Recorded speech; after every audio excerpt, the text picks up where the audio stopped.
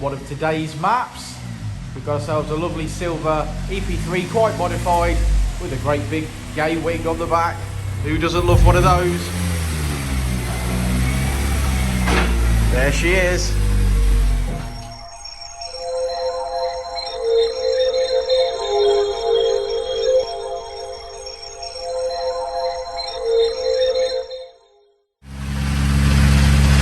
Oh, look at that bad boy. Proper.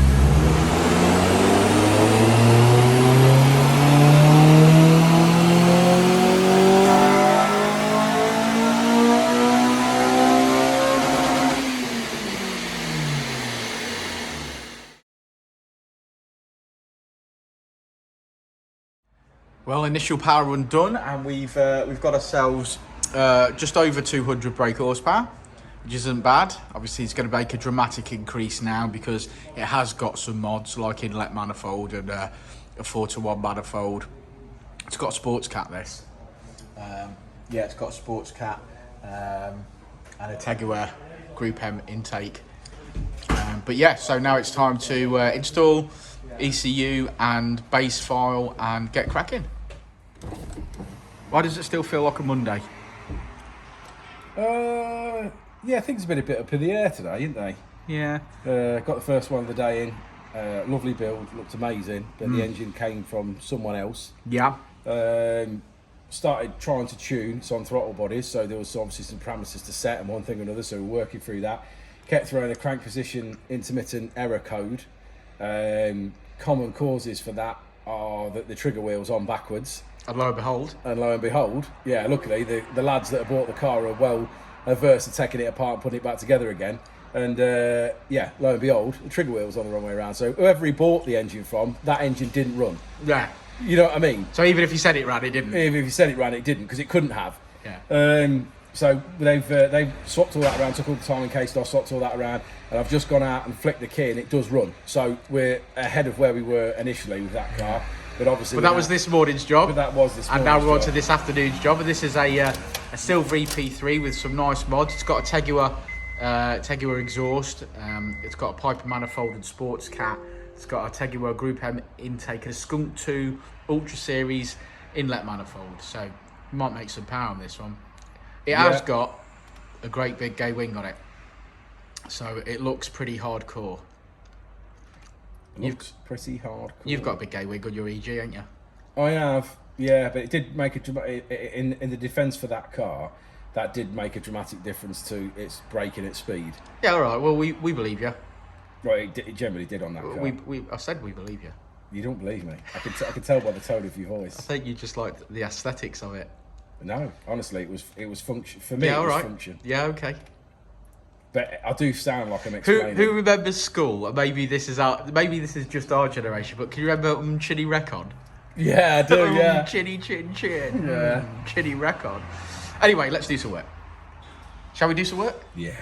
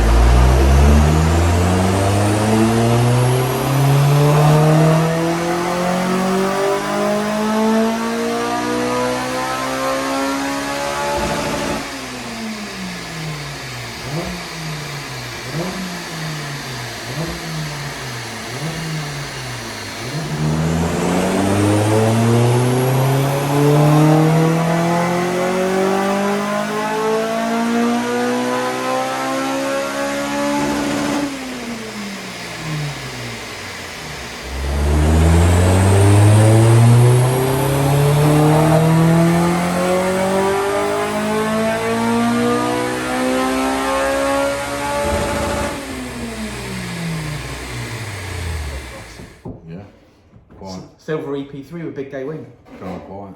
You gone all quiet? Gone deaf. Gone deaf. I know you're not particularly happy with this one, mate. No, not particularly happy with it. I don't think that we, with the mods that it's got, you think it would necessarily make more power, but a combination that we've not necessarily seen before. So, no. It's got the Ultra Series manifold, it's got the TypeR airbox, and we've done that combination a million times.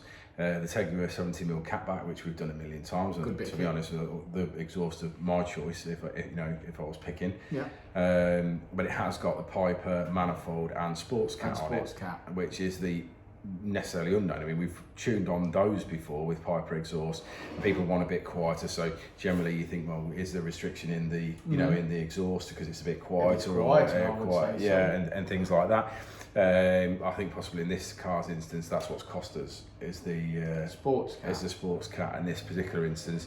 Don't get me wrong, it came in at 203. It's leaving us at 222. I think 201 to 222. Yeah, it's 222.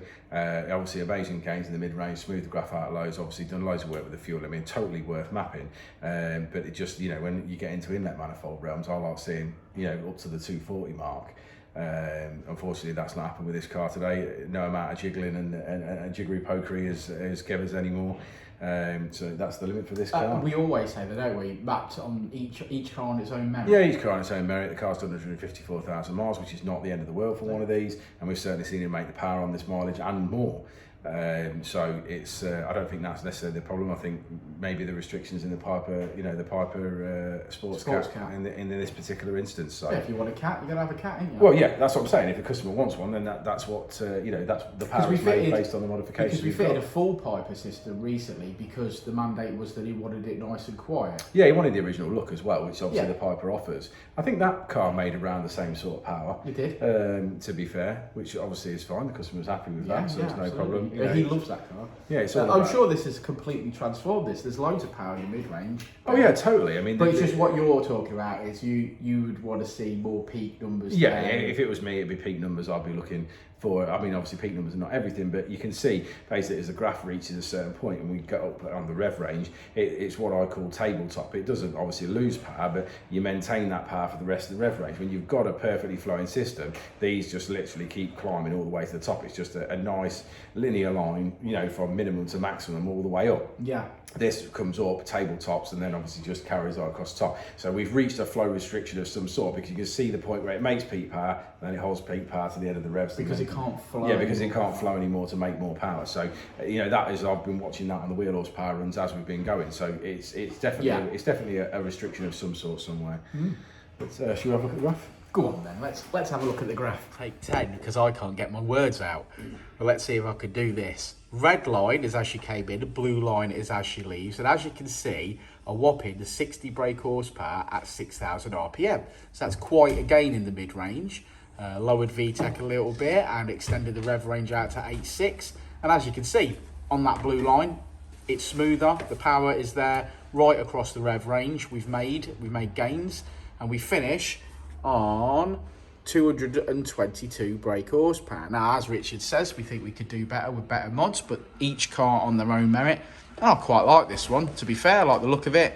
Big gay wing isn't for me, but Richard loves them because he's got one on his own car. So I've been Danny at Dynodaze, he's been Rich, and we'll see him on the next one, won't we, mate? We will indeed. We will indeed.